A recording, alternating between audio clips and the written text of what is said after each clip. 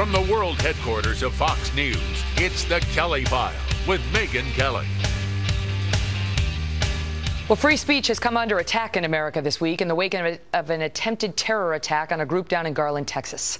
The group held a contest on Sunday inviting folks to draw Muhammad, which is considered blasphemous by some in Islam. Sure enough, jihadis showed up to murder them, but they were stopped by police.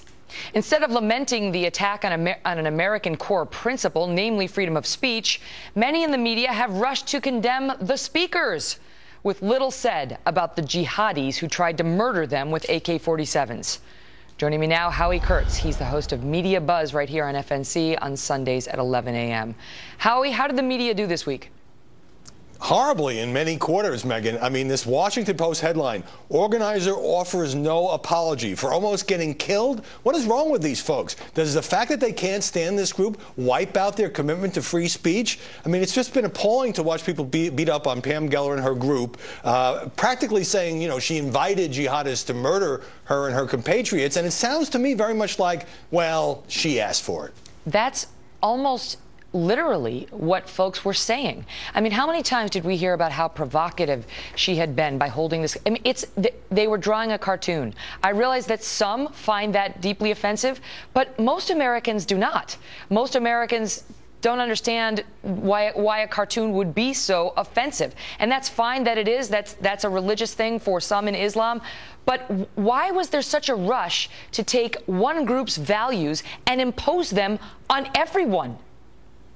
Ideology is the only answer I can come up with. Look, you've consistently made the point that free speech is meaningless unless it also applies to offensive speech, to what some would consider hate speech. Now, maybe there's a separate debate to be had about whether Pam Geller's tactics are not smart. I'm personally getting a little tired of seeing her on show after show, casting herself as a modern-day Rosa Parks, right, and trying to milk what could have been a tragedy. But we can't lose sight of the fact that, as you say, it's the violence here that's the issue, and not a group exercising its constitutional right, which is the same thing that you and I enjoy in the media, Megyn. But what is it about this case that has made so many on the left and the right so quick to condemn the speakers as opposed to the attackers?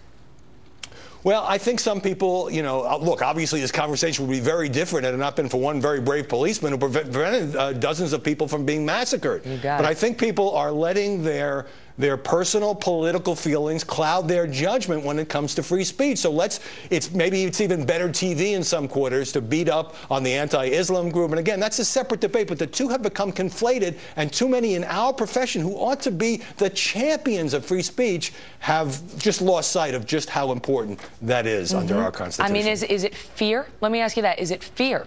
Because this is a group that means to kill us for exercising a core American principle. So are some of these folks fearful? I'm sure there are some who are thinking, well, you know, provocative cartoons, hate speech, riling up people, riling up terrorists, maybe we ought not to go there. But if we take that out of it, if we trim our sails, if we watch what we say, if we don't have satirical cartoons, then we've given up something so precious in this country, haven't we? Then who are we? Who are we? Howie, thank you for being here. Thanks, Megyn.